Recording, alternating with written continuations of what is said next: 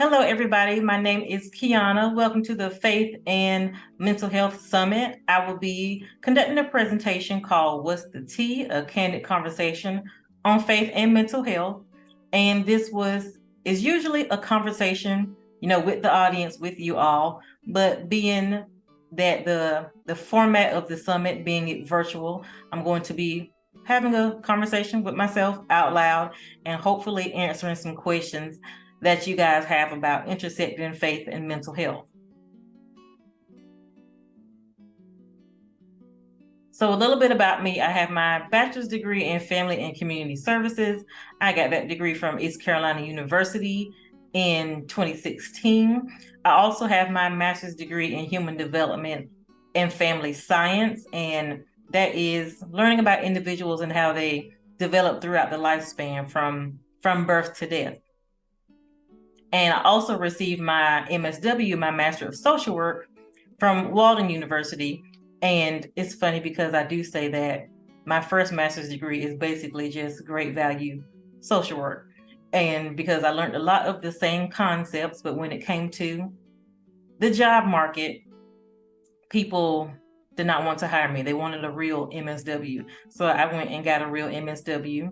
And I also have my clinical license in the state of North Carolina, my provisional license, that is, so I can practice therapy in North Carolina, but I do require supervision. I also work as a part-time outpatient therapist for a community mental health agency. That's where most of my clinical experience is being utilized. I do have other jobs and other work that I do, but as far as clinical work, as far as clinical social work, I will say I'm working part-time as an outpatient therapist. Also, more about me, I am the author of Tea Time with God, and that is my devotional journal where I discuss faith and mental health, and I will talk more about that at the end as well. But it's definitely relevant to the conversation and relevant to the presentation because we will touch on these concepts that I will also discuss in my book as well. But that is at the end we'll talk more about. So what's the tea? And this is for people who don't know what tea is. Tea is slang for gossiping about a situation, story, news, or some juicy information. You can give tea, get tea, or spill tea. So as far as the name of my presentation and also with the name of my book, the tea is having a conversation, honestly using our voice, being empowering individuals and encouraging individuals to not be silent about how faith and mental health sometimes contradict each other. Sometimes when we're on a spiritual journey and on a mental health journey, we're trying to use both of those dimensions of health, but they're conflicting. Sometimes what we learn in our religions or in our religious practices do not coincide with what we learn in our faith. With what we learn in our mental health. So both of those things don't always go together, even though they can go together. Sometimes we don't always have the support, the skills, or the education that we need in order to make those two things coexist. And so we'll discuss more about that as well. So faith versus spirituality versus religion. Sometimes people use them interchangeably. I am definitely guilty of that, even though I know that there are a difference. I will say that sometimes just in conversation and just in talking about things, I will use them interchangeably. So I'm definitely guilty and should do a better job of doing that. But for the sake of right now, I will explain that faith is personal acceptance of a specific set of beliefs. So some people have faith in God, some people have faith in the universe. Some people have faith in different things. And so faith is just really believing and accepting certain things will happen or are going to happen. And as far as religion, that being more organized, being more structured. Religion is a system when it comes to religious practices. These are things that people have curated for people to be able to utilize systematically. There's a format. So again, with the religion being organized, there's a certain way of doing it. And as far as spirituality, that is a state of being, how a person reflects on and participates in the interconnectedness of the world. A lot of times we do hear that now. A lot of people saying that they're spiritual and not religious. And sometimes people who are religious, they don't buy into that when people say that they're spiritual and not religious. But spirituality is definitely a thing. And so an example of that, is the path that a person's faith may take. So people can use different types of things: prayer, meditation, journaling, nature. Those are the kind of things that they use to enhance their spirituality, basically to connect with certain things in order to improve their spirituality. I will say, basically spirituality is taking care of your soul in a sense. And this is not my, these are not my words, but these were Sarah Jakes Roberts' words, that there is also a soul care. Just like there is a self-care, there is a soul care. And so I think that's what spirituality means: taking care of your soul, taking care of your spirit, and doing things that benefit those things. So how faith and mental health can connect. Faith and mental health actually go hand in hand, when done correctly. So spirituality, and again, this is me using faith and spirituality as kind of the same, as they're interconnected, but spirituality is a dimension of health. And so when we say dimensions of health, it means your health, your overall health. So that's physical, mental, emotional, financial. All of those things are your dimensions of health. So when people are taking care of their health, they usually only focus on the physical piece, and they don't focus on the other pieces. And so they don't always understand while you might be suffering in one area or excelling in another area, and then the other areas aren't budging. And that's because sometimes people don't realize that you have to pour into all of your dimensions of health.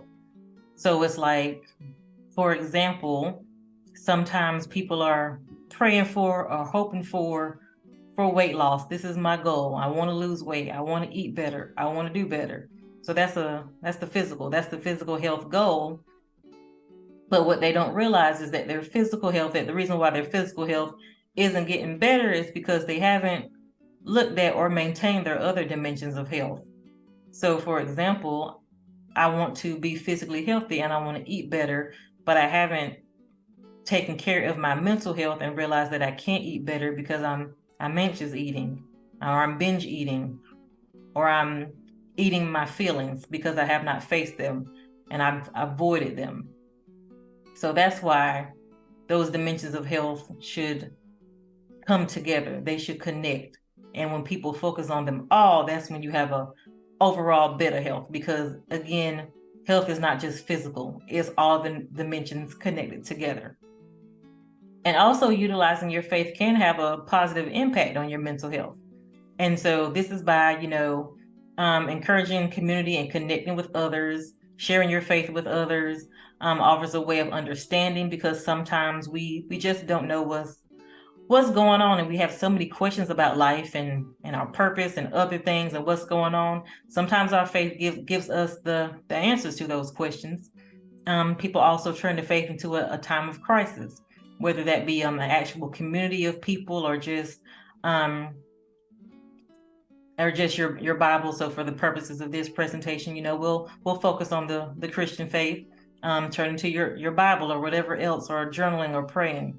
And also using faith to manage your mental health, because sometimes we've been to a place where we didn't have good faith and our mental health was not that well. And now that we are in a better place of mental health, or in a better place of faith, we can do better. Now we know better, so we do better. And so just using that faith to maintain and not go back to what was or who we were.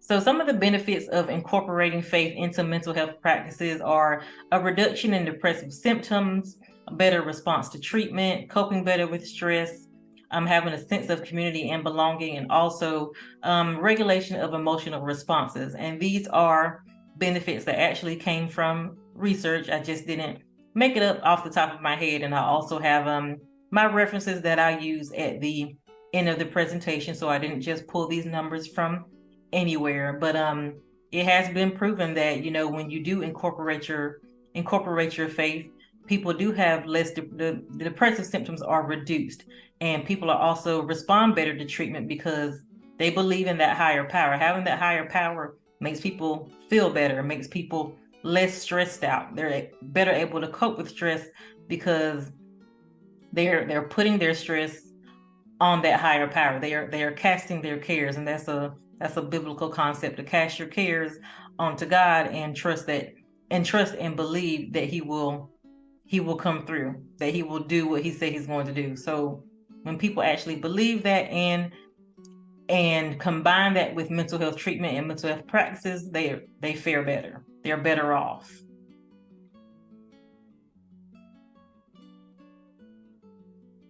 And so what happens when faith and mental health don't mesh, or when it's not done correctly or not done properly? It can result in religious trauma. And this comes from events or series of events or relationships, circumstances that are connected to religion and religious practices, and just did not go well. So they were traumatic, they were overwhelming, they were disruptive and had lasting adverse effects. So maybe some people might be experiencing PTSD or flashbacks or intrusive thoughts because of what they experienced from religious institutions or religious practices, or what they were taught by their own parents or by preachers or pastors or people in ministry.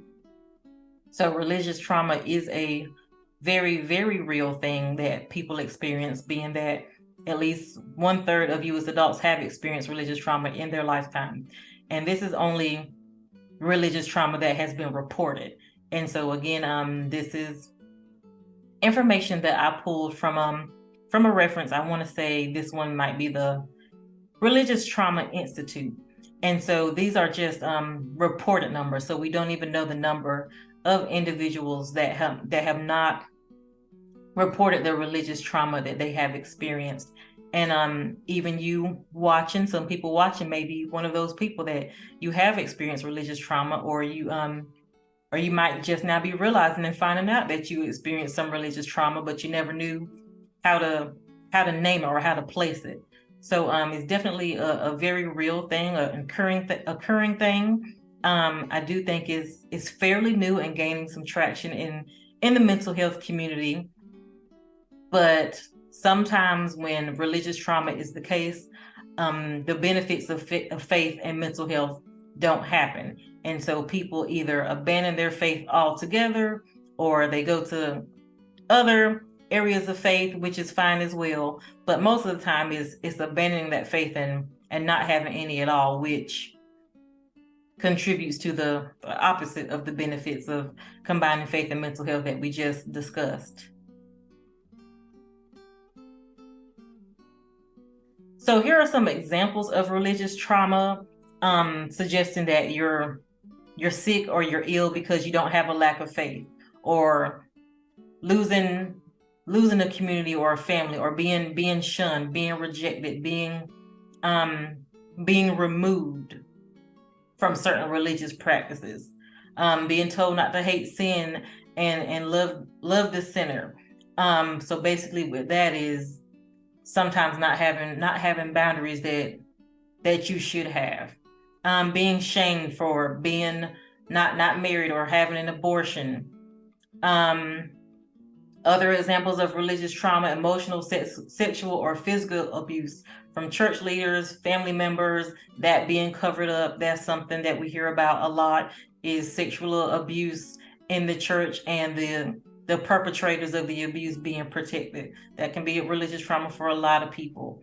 And then self-judgment and eternal shaming, feeling like something's wrong with you, or also the anti-gay beliefs, or the beliefs against the LGBT plus community due to religious practices and what certain religions believe about that community.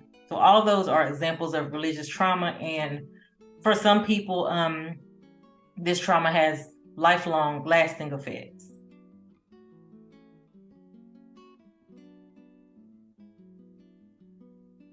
And so when it comes to religious trauma, there is a cycle of abuse that is actually very similar to the cycle of abuse when it comes to domestic violence. So those two are pretty much the same, or well, they actually are the same. So, first there's the honeymoon phase where you experience love bombing and feelings of acceptance and connection. Everything's going well.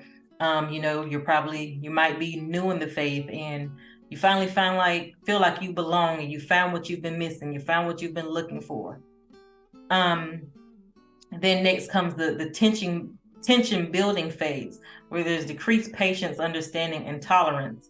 It's like, you start noticing some things. You start noticing some things that might feel that it doesn't quite feel right, but you wanna push it to the side. You try not to think about it. You might think that you're overreacting, or they didn't mean it, or are just having a rough day, and so you don't pick up on those things because you're like, that wouldn't happen here, or that can't happen here. So you don't take it seriously, or you don't notice it, or you pretend not to notice it. And then there's the explosion phase where something happens, like punishment or threats or being removed or shunned from the church, or even the physical or sexual violence. And then the cycle continues, because again, you go back to the love bombing, or again with the cycle of abuse with domestic violence is, okay, well, they do love me. They just, again, making those excuses. They just had a bad day, or maybe I deserved it. Maybe it was my fault.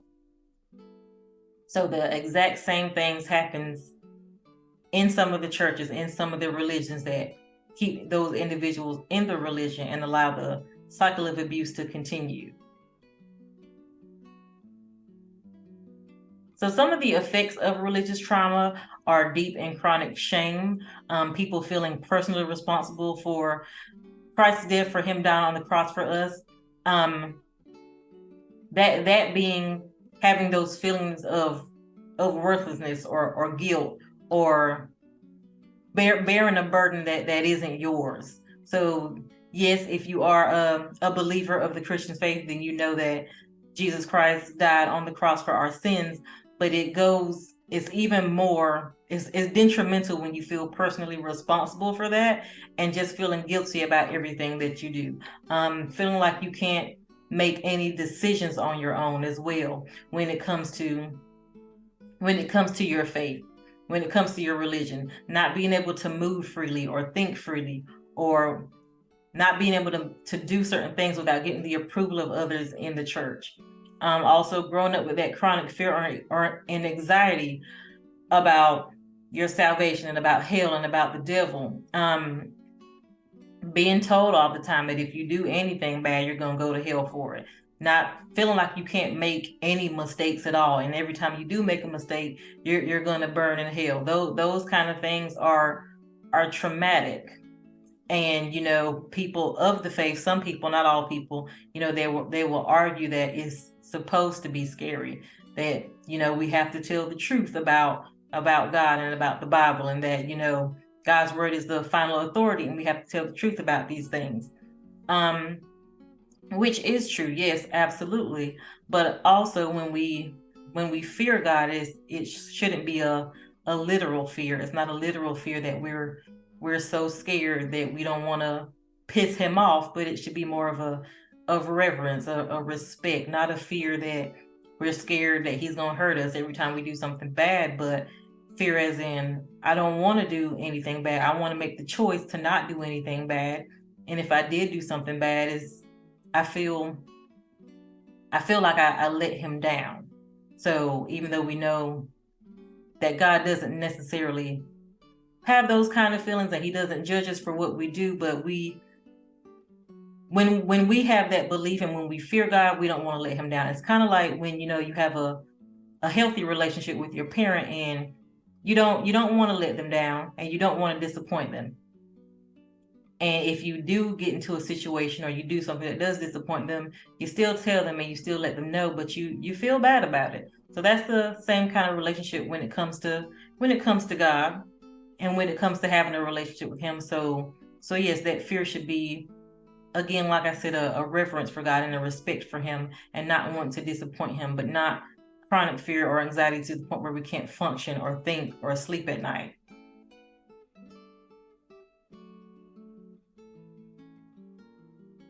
So what you can do if you have experienced religious trauma, you can find a faith-based licensed therapist. I will definitely highlight the keyword license, because when it comes to counseling at your place of worship, a lot of the times your pastors and other people in your church they do not have a clinical license. They do not have a license to practice therapy. They are not trained to work with trauma and the other things that individuals experience. So even though they may offer some counseling, it's not clinical. So you need to find someone who is licensed and who has been to school and who has been trained to deal with these certain things. And it doesn't mean that you can't go to your pastors for anything at all, but you definitely want to invest in someone that is licensed and trained.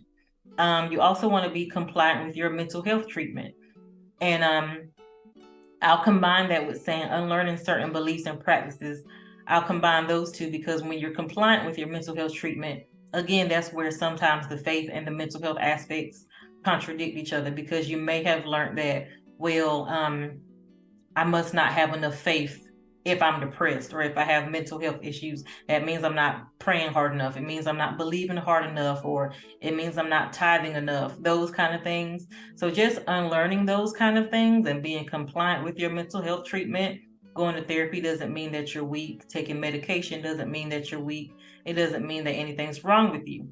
And so, again, like I said, definitely combining the two. And also giving yourself grace and understanding that it's going to take a while to unlearn these beliefs, because if it's been ingrained in you, if you're someone who grew up in the church and you've always learned these things, it's going to take a while to unlearn them.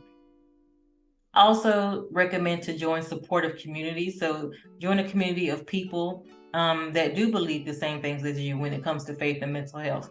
Join people who are talking about those kind of things and who are encouraging and promoting those kind of things. And also using your voice and speaking up, using your voice even if it shakes. Admitting what happened to you, admitting what's going on, even if people won't listen, even if people try to silence you, using your voice anyway, and advocating for yourself and advocating for others when you know something is going on that's not right.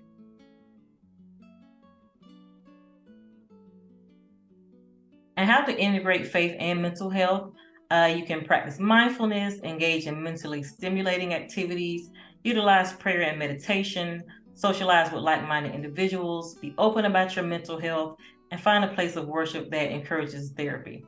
And so that is a couple of things. So when it comes to practicing mindfulness, realizing where you are.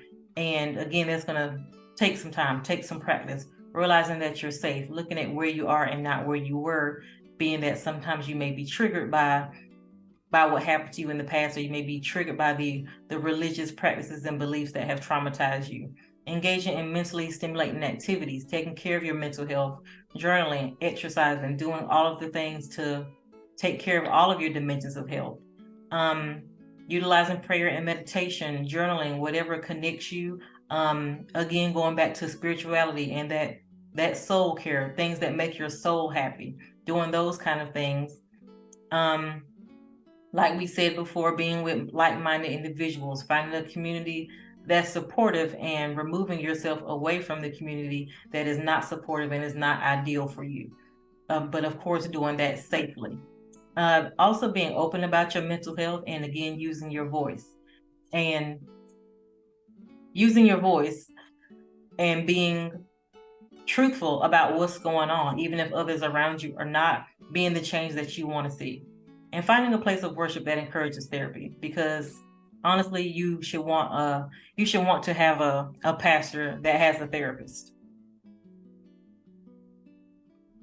So again, this is my book, Tea Time with God. So if you want more of the tea, here's where you can find me. The book is available for purchase on Amazon Kindle and online at Barnes & Noble, where I talk more about my faith and mental health journey as a clinician And as I was going through my journey in the past, the book includes my own personal prayers to God, as well as my clinical expertise on it. And there's also space for individuals to write their own prayers and journal as well. So definitely check that out if you guys would like to.